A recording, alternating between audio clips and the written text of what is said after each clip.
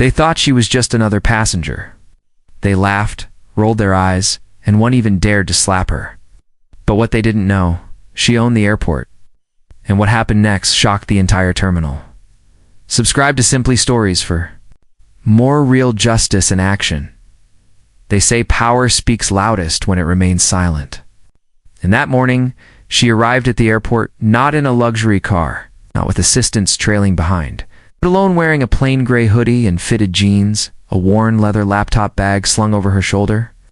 Her steps were calm, measured, and deliberate as she entered the private terminal. No jewelry sparkled. No designer logo screamed for attention.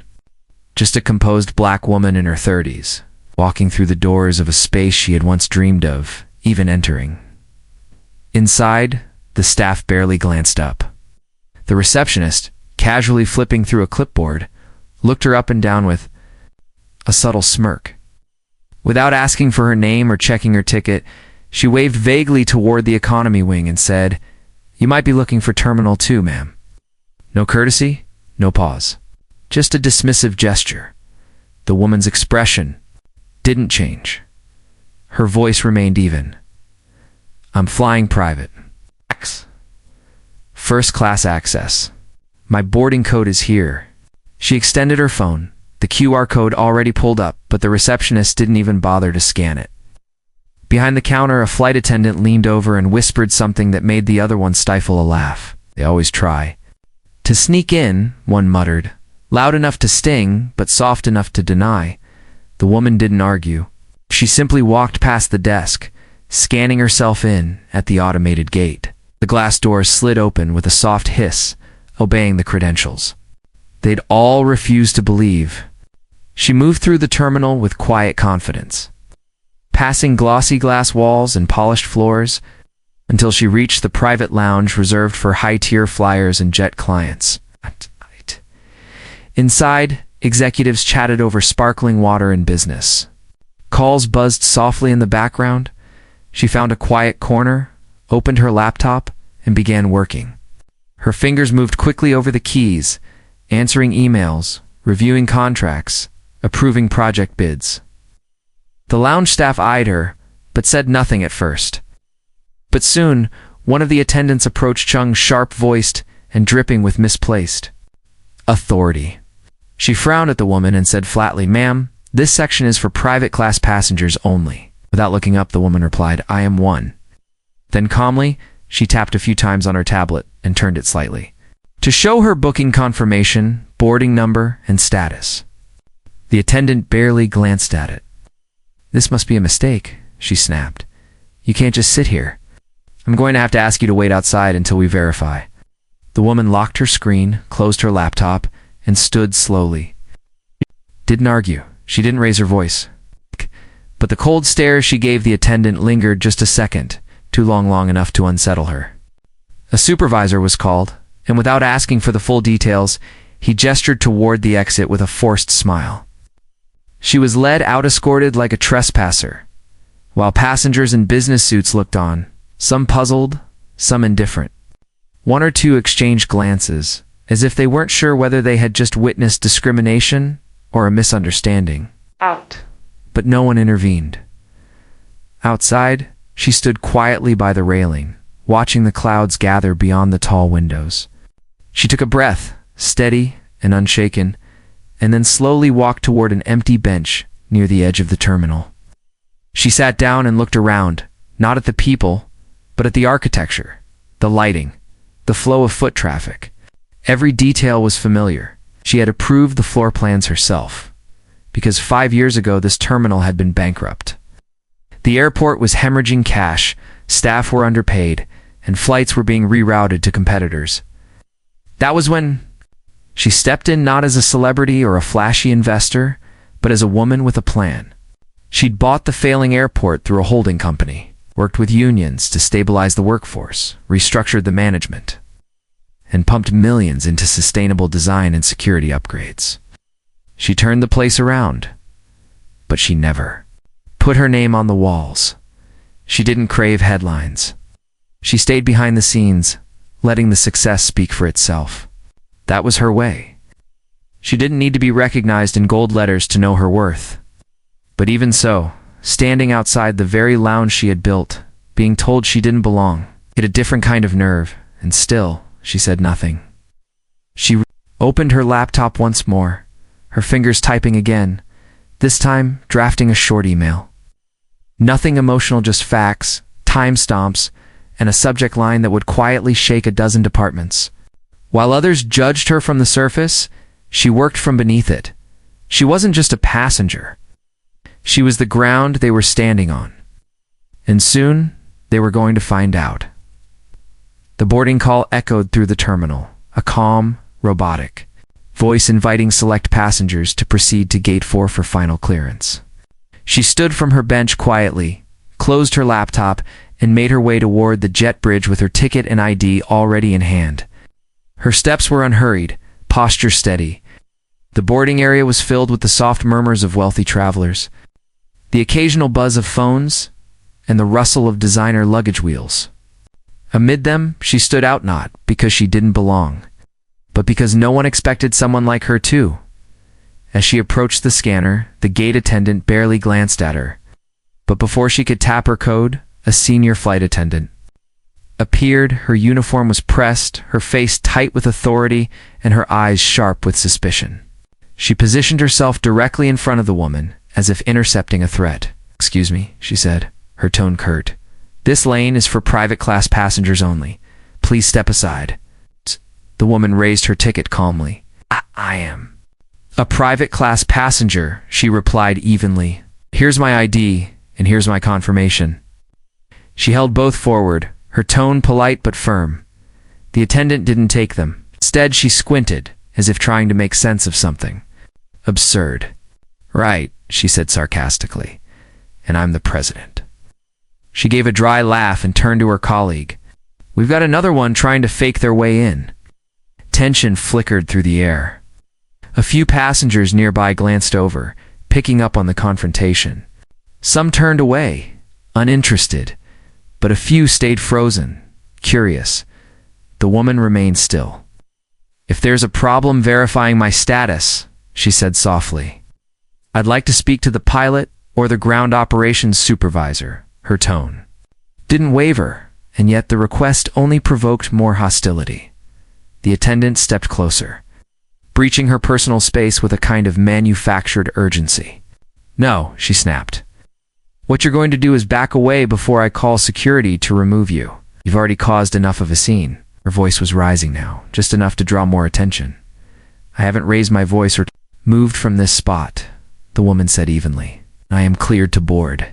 Something in that calm tone must have struck a nerve, because without warning, without hesitation, the attendant raised her hand and slapped her. A sharp, open-handed strike to the side of the woman's face. The sound cracked through the gate area, like a firework. Silence fell. People turned. Phones were pulled out. Someone began recording from behind a pillar, camera shaking in disbelief. The woman stood still, cheek turned slightly from the blow, her expression unreadable. Her breath didn't quicken, her eyes didn't water. She simply looked back at the attendant, who was breathing hard now, her own shock barely concealed behind a trembling jaw. And then, without a word, the woman reached into her leather bag and pulled out a slim black phone. She didn't hide her actions. She held it to her ear, waited a beat, and then said quietly, "Activate lockdown protocol at Terminal 3. Immediate freeze on boarding. I want full staff ID logs pulled from the last 10 minutes. Don't ask questions. Execute." There was no emotion in her voice, only calm, razor-sharp instruction. She ended the call, returned the phone to her bag, and stood where she was. The staff around her blinked in confusion. A few snickered under their breath, assuming she was pretending. "One," muttered. "What does she think she's doing?" But then, less than 2 minutes later, an alarm buzzed faintly over the PA system. It wasn't loud or dramatic at first, just a high-pitched tone meant for internal staff. Then came the announcement, slow and clear. "Attention. By executive. Order: all operations in Terminal 3 are suspended immediately. Oh. All flights are on hold. Staff are to report to security checkpoints with full identification." This is not a drill. The sound sent a ripple through the crowd. Agents at other gates froze mid-scan. Passengers murmured in growing confusion. The pilot for the private flight stepped out of the jet bridge with a frown and pulled his radio. To confirm what he'd just heard, the attendant who had slapped her turned white. Her eyes darted around for some explanation, but the woman remained still, saying nothing. Her silence now louder than any outburst could have been. She was no longer just a passenger. Her presence now triggered system-wide protocols, security. Teams began moving through the gate, checking badges and IDs. Supervisors jogged in from nearby terminals, whispering urgently into headsets. No one knew exactly what had happened, but everyone could feel it. Something wasn't right. The air had shifted. The assumptions they'd made just minutes ago now hung over them like lead. The woman finally looked at the flight attendant again. Her eyes were steady, unforgiving, but still calm. Not a word escaped her lips. She didn't need to explain anything. Not yet.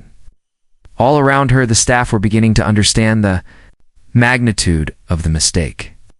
But they had no idea just how deep it would go. The echo of the terminal-wide announcement still hung in the air. When the first black SUV pulled up outside the private entrance, then a second, then a third. Within moments. A silent convoy of dark-tinted vehicles formed a line at the curb, flanked by uniformed private security. No flashing lights, no sirens.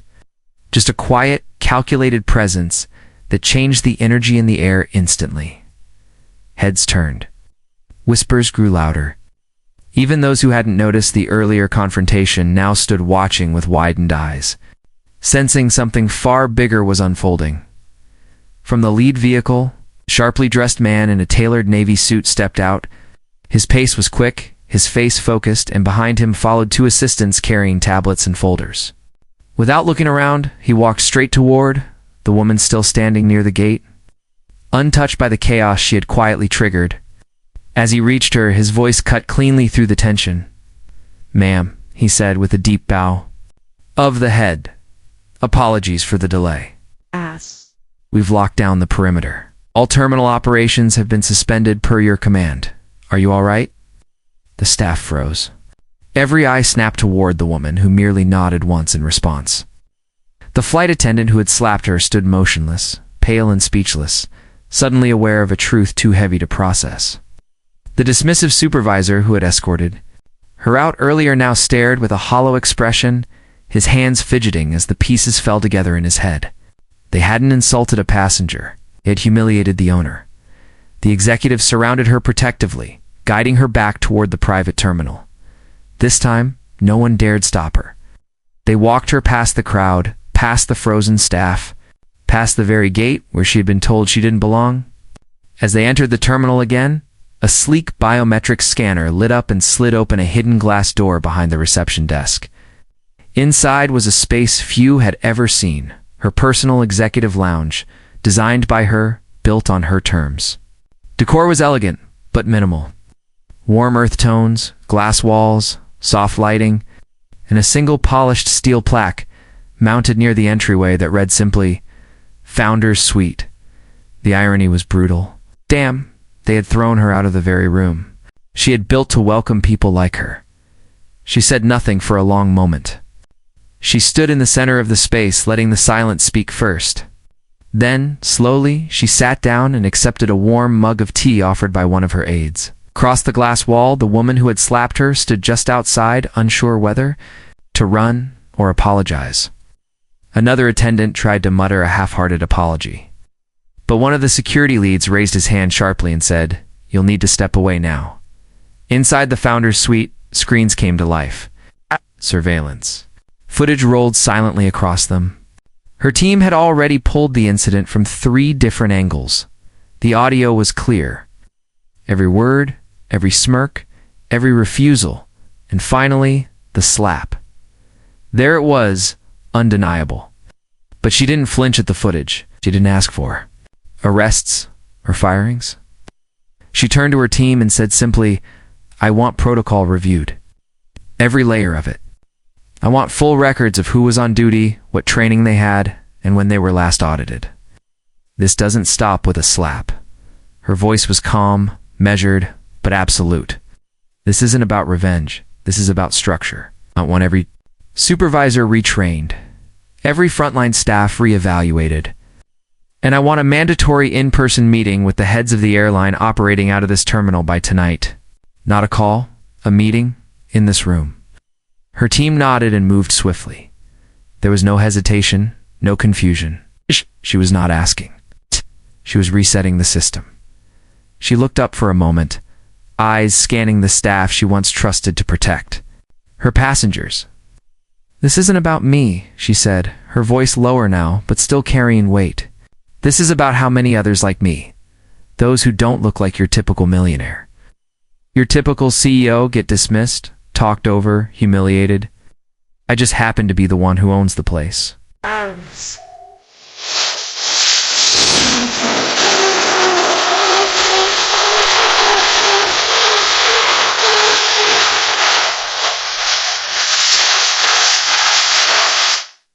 While meetings were being arranged, and staff scrambled to correct their stances, something else unfolded outside her control.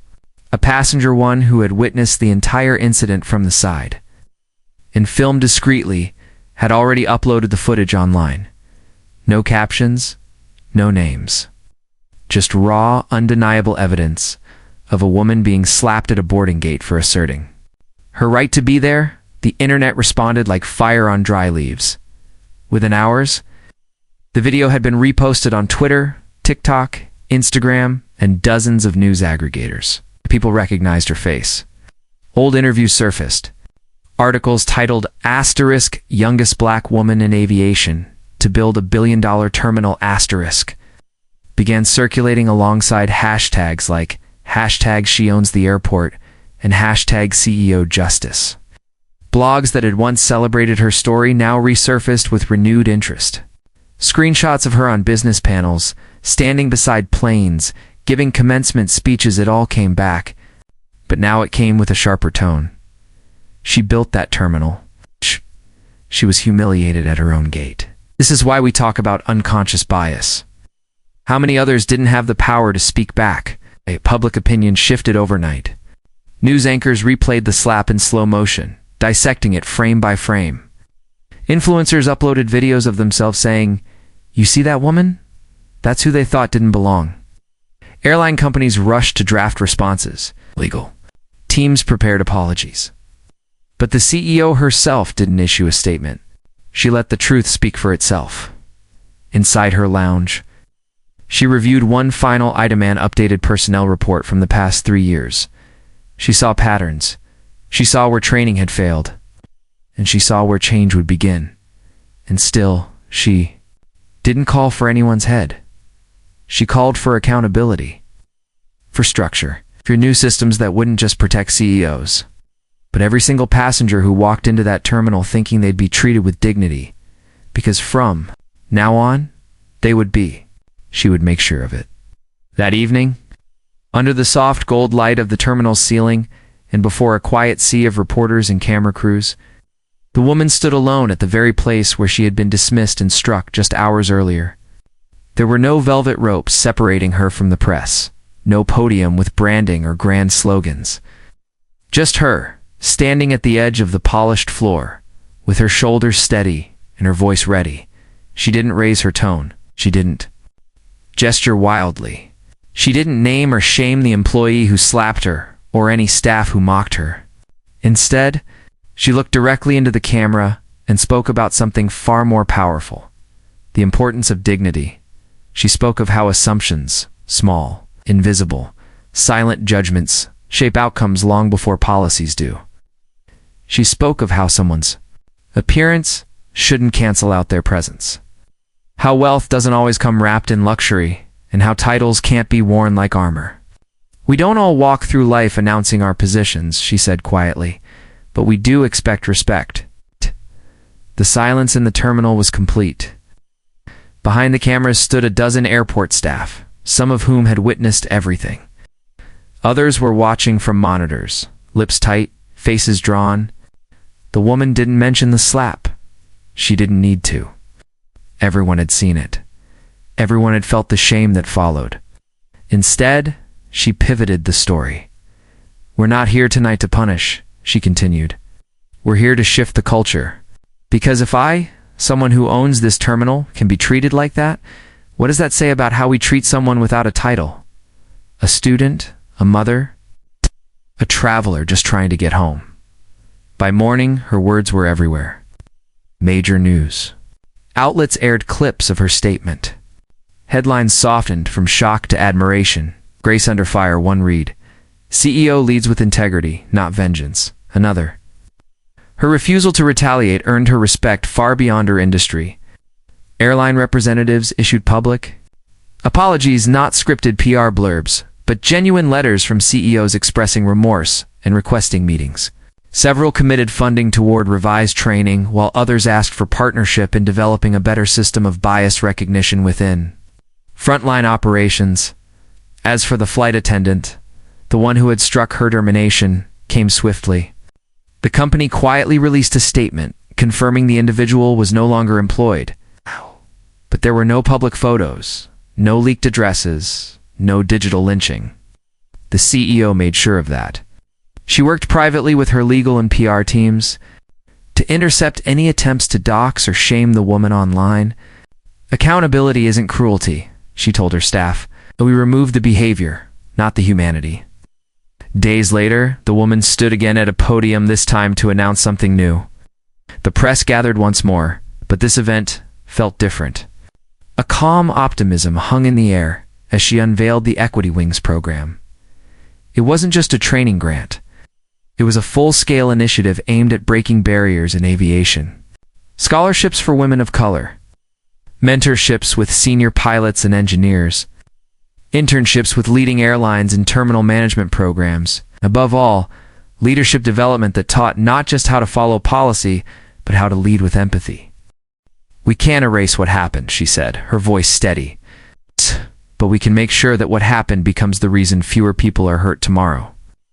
Her announcement was met with applause that wasn't polite, but heartfelt. It wasn't asking for forgiveness, and she didn't need applause. She was changing the air around her literally and figuratively. Months passed, the training began. Staff turnover shifted, but what mattered more was that the ones who stayed began showing up differently. Attitudes changed. People listened more. Diversity wasn't a buzzword, it became embedded into the daily rhythm of the terminal. Employee meetings opened with reflections. Passenger feedback lines stayed busy. Hiring panels became more diverse. It worked. Quietly, steadily, the airport climbed in ratings. What once was just another terminal now ranked first in customer satisfaction, safety, and inclusion. Reviewers called it the friendliest terminal in the region, and not because the staff smiled more, but because they listened more. Bias training was made mandatory, not just for frontline staff, but for every level of management. Posters and pamphlets weren't just printed, they were lived. And then one quiet morning, before the rush of travelers filled the lobby, the CEO walked through the same doors again. No security guards, no press entourage. Hearing the same. Hoodie and jeans, laptop bag slung over her shoulder. Her footsteps echoed down the corridor, a quiet rhythm of return.